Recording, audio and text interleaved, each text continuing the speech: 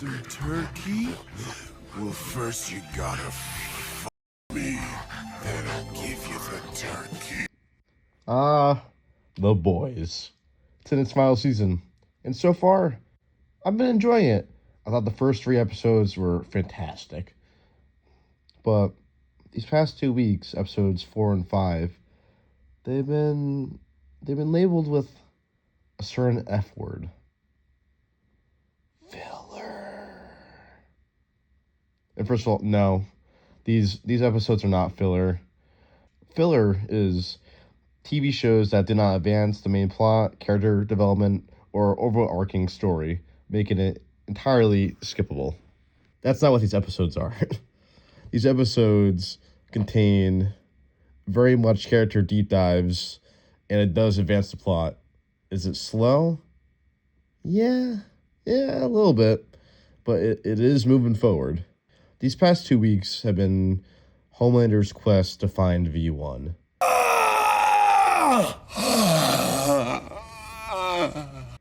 And honestly, if V1 is so strong that it can make you live forever and make Homelander essentially a god, it shouldn't be that easy to get. It should be an effort. Because if you just got in like one episode in like half an hour, that takes away a lot from the meaning behind it. It doesn't feel as impactful as the slow build-up to actually attaining the V1. And yes, I do think Homelander actually will get the V1. I think that's what this promotional piece here is showing. You can see who you can assume to be Soldier Boy right there, backing off. There's a syringe on the floor, and his lasers are like beyond powerful here. I think that is him getting the V1. And we also got this promotional shot of him in the White House, leaning back, looking very smug. I think that's him becoming the last form of Homelander, essentially God. In episode 4, King of Hell, the boys, they believe that the V1 is in Fort Harmony. So it's basically a race between them and Homelander and Soldier Boy to see who can get the V1 first. And obviously, spoiler alert, it's not there. But what the boys find is interesting. It's a soup. It's a soup that was under the same test as Soldier Boy. They actually know each other. And basically, this guy's superpowers is that he kind of like merged with like the soil, and like these spores are coming out, and it makes everyone just hate each other. Anyone who has set foot in the area eventually hates each other so much that they kill each other. So it's a great way to see how, at this point in the story, how everyone feels about each other, because it's been 5 seasons now, and a lot of bad things have happened. So it's good to see everyone being truly honest. You are just a fucking monster. Well, maybe I like it. We also learn much more about Soldier Boy, and that he's not like just cookie cutter evil villain. And I think people kind of were forgetting that he was, because in season 3, yeah, he wasn't a good guy, but he wasn't evil. He wasn't Homelander. I didn't mean to hurt those people. I'm not a bad guy. There is differences. He has a soul, and that is portrayed perfectly here. I'm sorry. I'm so fucking sorry.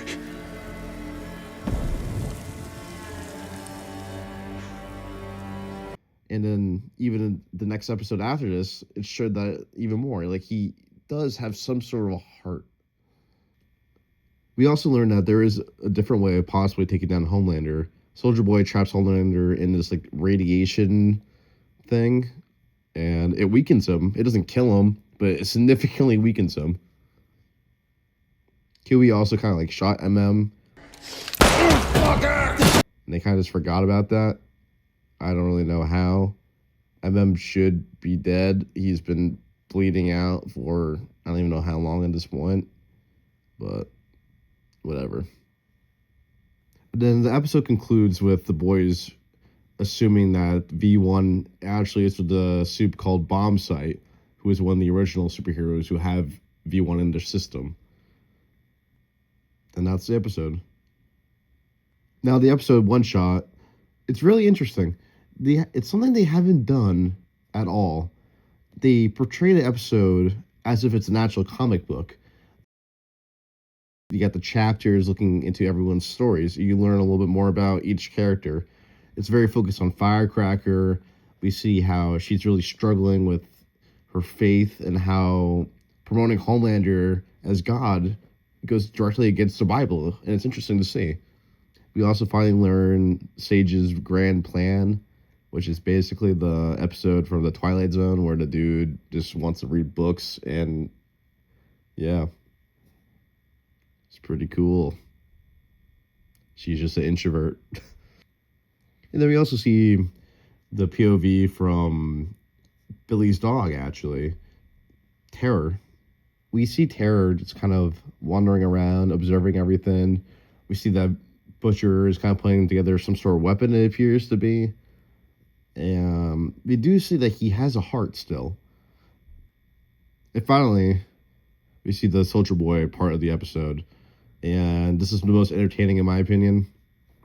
But it's basically him and Homelander going to Mr. Marathon's house to find the V1. Because the boys know where it is, but the two of them still don't. So they do come to the conclusion that it is with Bombsight. So that's probably where we're going to be at next episode.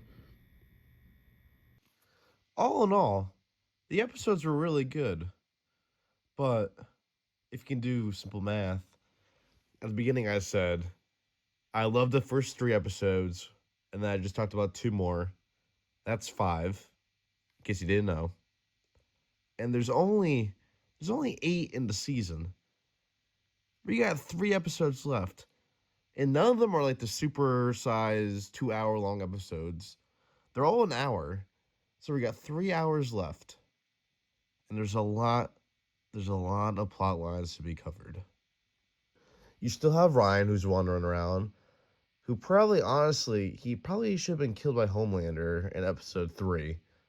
But I don't know, maybe they got something really big planned for him. But it's proven that Ryan is not strong enough to take on Homelander by himself, especially not yet.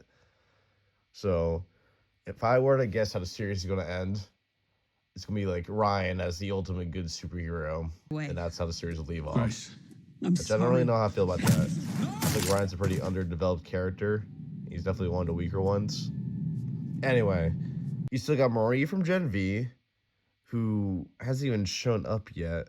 And I'm starting to get to the point, like, I really hope she just doesn't show up. She's been mentioned a few times, but she has blood superpowers that she can, like, basically bend blood. She can regenerate people back from the dead. She's really strong.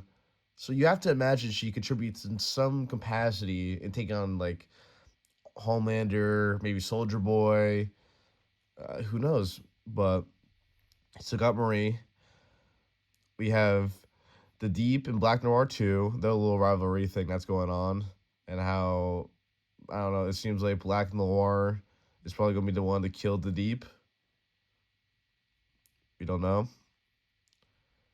We've had constant foreshadowing of Stormfront actually still being alive. So, that would be insane. Where is she? Dead? Suicide? Horseshit. She'd never offer so. Because then we got a whole other thing. You got a whole dynamic between Homelander, Soldier Boy, and now Stormfront again. Not to mention Kimiko, who Stormfront killed her brother. So that's a lot to deal with there. And now you got, like, like I said earlier, I think Homelander will get V1. So if you have him get V1 and become this all-powerful god, he's got to be like that for at least a little bit, because it's going to feel underwhelming if he becomes all-powerful and then all of a sudden he's killed. That's just going to feel underwhelming. It's going to be anticlimactic. Not to mention, the big final thing is, not to mention, you still have Butcher, who I feel like has been built up to be the final villain of the show. And yes, I do think he will be the villain. And you got all that to do in just 3 episodes. Who says? And now, here, let me give the reason why I do think Butcher will become the final villain. We could see that Butcher still has some good in him, but he's got this cancer that's V'd up. Butcher doesn't have superpowers. The cancer inside his body is the one that has the powers.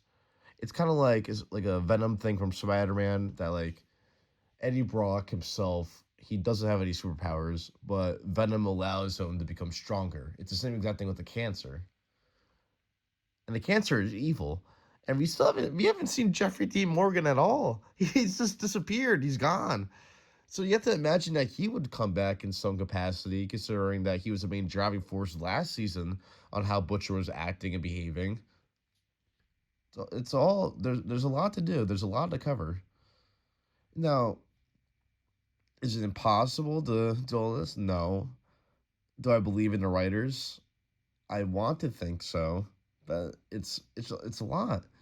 Now, if the season was like 16 episodes, sure, that's fine. But it's not. It's got 8. So it's kind of hard when you look at these episodes that are slower paced in a 8-episode season. That's the finale season.